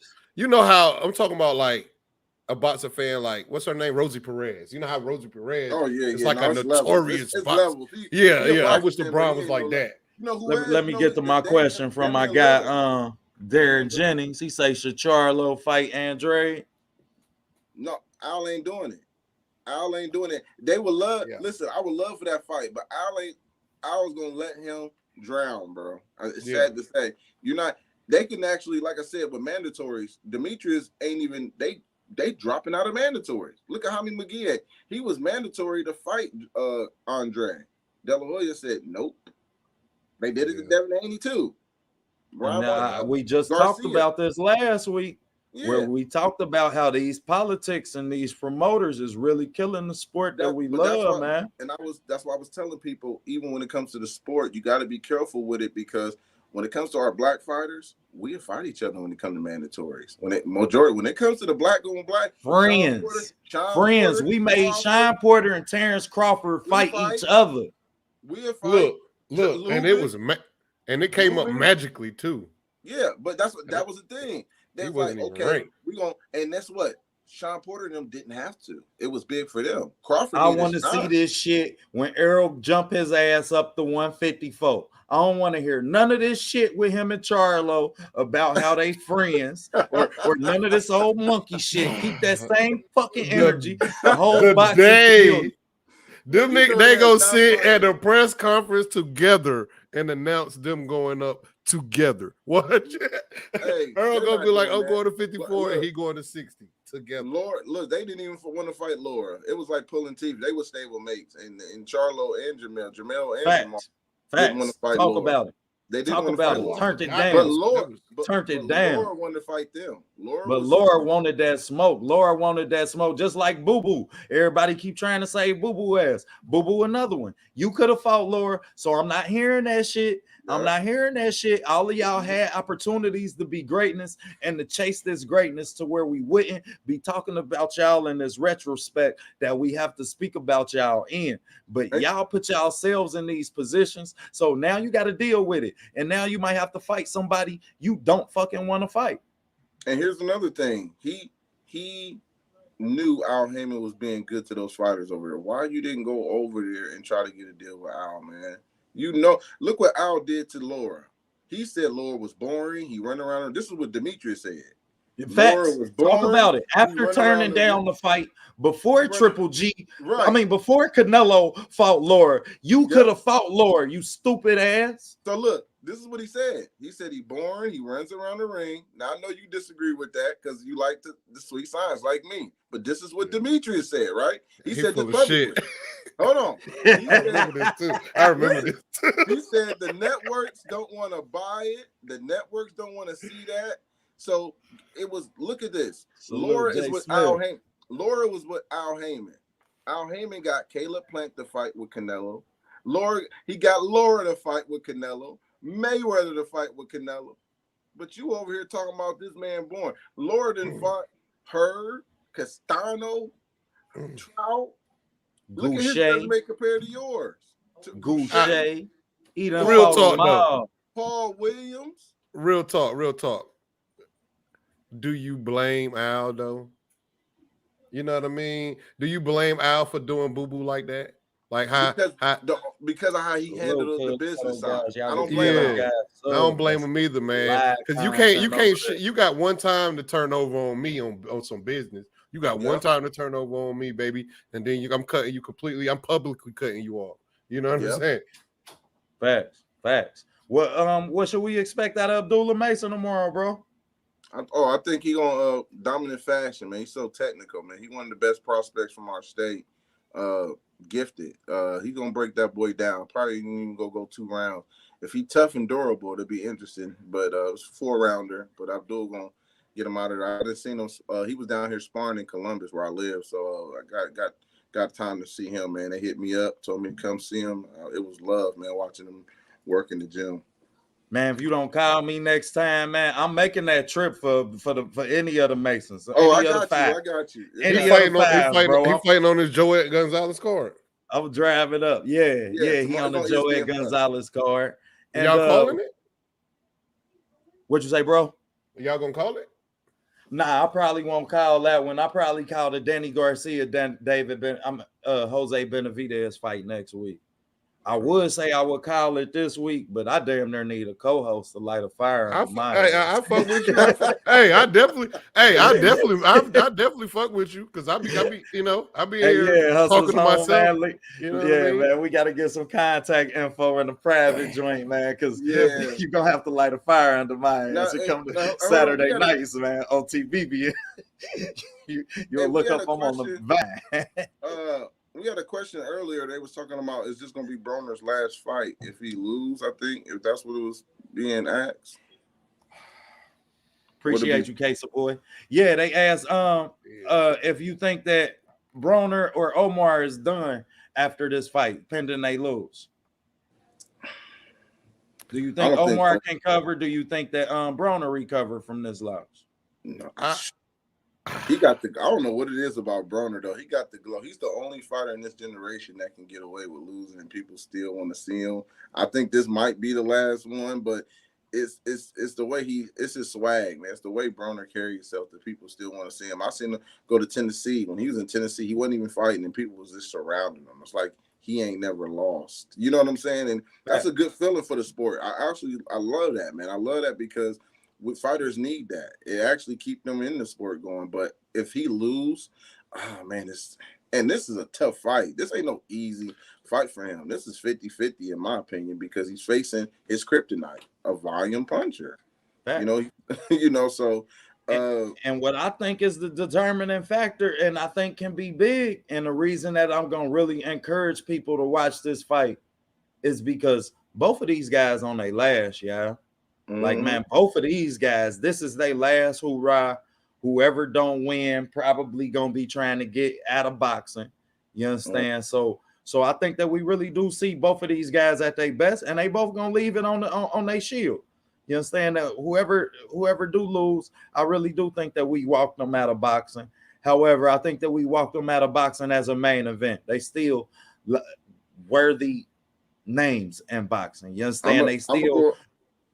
Go ahead. I'm gonna go on a limb real quick and say this: if Broner does win, and let's say he get a knockout, it's gonna boost him up so high. I mean, it's gonna give him so much, and I think they will actually right on the top of the list. He knocked Omar Figueroa out, y'all. 2 fights, and he fighting Floyd for that last fight. Remember, I said it first. Everybody said I'm crazy, but remember, I told you. I think it's gonna be Regis. I think it's gonna be Regis on pay-per-view. People, man, yo, I was just waiting to say that, bro. I wouldn't be surprised I think a Regis fight is winnable. How winnable do you think that fight is for AB? 50-50 because Regis gonna have to respect Broner's counter ability. He ain't gonna be in there just trying to dog walk Broner. Broner can punch. And Regis block a lot of punches with his face. But I feel like damn sure do. I feel like I'm gonna say it like this with this fight with Broner, this next fight, even with the Omar Figueroa. This could both be their last fight. If they both go in there and look so look like they've been out of the ring as long as they've been out the ring, win, lose, or draw, this could be their last shit. So I hope this 6 months, because we heard AB talking about who takes 6 months to make a fight. I hope this 6 months was used very wisely by both opponents, and I hope we get who we want in the ring when they get in the ring. I want a top in shape Figueroa. I want a top in shape AB. Facts. I definitely respect that. Man, we gonna get on up out of here, man. We started a little late, man. But we'll definitely be back. We appreciate everybody tuned in. Everybody get your last words. Let them know where to find you at. Go ahead, Hustlers Home. You can hit me up at Hustlers Home. I'm on Instagram and Twitter at Hustlers Home, and on YouTube at Hustlers Home. Just don't forget to come through, man. I got 3 more subs. I have 100. Facts. And we gonna have build that up over there next week. Yeah. We gonna have Hustlers Home. We gonna have his link posted. Hustlers Home. Put your contact info. Leave me an email or something to get in touch with you. So we can start the work, bro. In that chat. Yeah. All right. We on deck then. Go ahead, big brother Marcus. Go ahead. You had something else to say? Yeah. No, go ahead. No, I'm just saying. It's Marcus Nall. Y'all can find me on Facebook as under Marcus Nall, and I have a Facebook Ohio Runs Boxing on there, and you can find me on Instagram. I got Twitter and TikTok too, but I gotta be active with those accounts, man. It's so much, man. I don't I like to keep ignoring with the original ones. But yeah, man, y'all can find me. I'm easy to find. You type in Ohio Run Boxing, you're gonna see this rating hat somewhere. and I ain't even gonna hold y'all, man. That Instagram account that Marcus got, that's where all his fire is at for real. So there's no spaces. What you say, bro? Okay, I got it. Yeah. No spaces. You can't find him. There's only one Ohio Runs Boxing. If y'all see another one, then hit me up on my line or something and let me know so I could bury that fucking network. Yeah, channel. I got a nephew that got a page, but he don't use it. He didn't use Ohio Run Boxing 1 or something like that. But that's about it. But you ain't gonna see nothing else. It's just me. Okay. Appreciate you. Appreciate you tapping in, Darren Jennings. You was definitely a big part of the show, bro. Y'all know we at OTB boxing class 1-on-1 where we make casual fans real fans. Man, we got some Danny Garcia film up. We checked out a little bit of that in this video, so y'all could go back and look at that. But go check out that Danny Garcia, Jose Benevidez. I think y'all really be surprised at the fight that they about to get y'all, man. Both of these fighters really on their last hoorah. You understand that? And shit, you know, with Danny moving up to 154, you understand? I don't know how he's gauging his performance pending a loss. You understand? Knowing that he moved up. Also, Jose, we know about him wanting to be in the spotlight like his brother. You understand? Like shit, this man that sparred with the likes of Sean Porter, Manny Pacquiao. God damn it, man. You name him, been in a ring with Terrence Crawford. So if it's anything that you don't like about Jose, that's fine. But respect his talent and respect boxing enough to love the sport. It's a great time to be a boxing fan. We got 4 more undisputed fights. We got Abdullah Mason on the top ranked Joet Gonzalez and Dog Bay card. Man, y'all make sure y'all watch that early enough to show this kid the respect that is due. When I say this is one of the brightest talents that we will see coming up in boxing, he really is the future of boxing. And I ain't just saying that because he's from Ohio, but y'all know this Ohio's day in boxing. Salute from OTB boxing class. Anything else you want to say, big bro? No, man. You got the last words. We good. We out, man. Salute, man. Y'all get the hustlers home and subscribe. Y'all get the ghetto guys and subscribe. Y'all check out that boxing content that my big brother got for y'all at Ohio Runs Boxing, man. I'm talking about the knowledge of Ohio, the levels of how we run boxing, you understand, as well as the authenticity and the genuineness to keep it 100. You understand? Y'all know I'm gonna ride with AB till the wheels fall off, man. I'm from Cincinnati. You dig? But y'all get the hustlers home, y'all get the ghetto guys. Right now, y'all get over to everything boxing and sports. Salute my brother Keon. I ran a little bit over. I apologize about that. But we definitely gonna get some more shows going sooner. We got a lot of good content coming for y'all, man. Shout outs to all of the network, PBC, ESPN, reaching out, approving all of my work and appreciating my work. You dig? On that note, we out, man. Salute.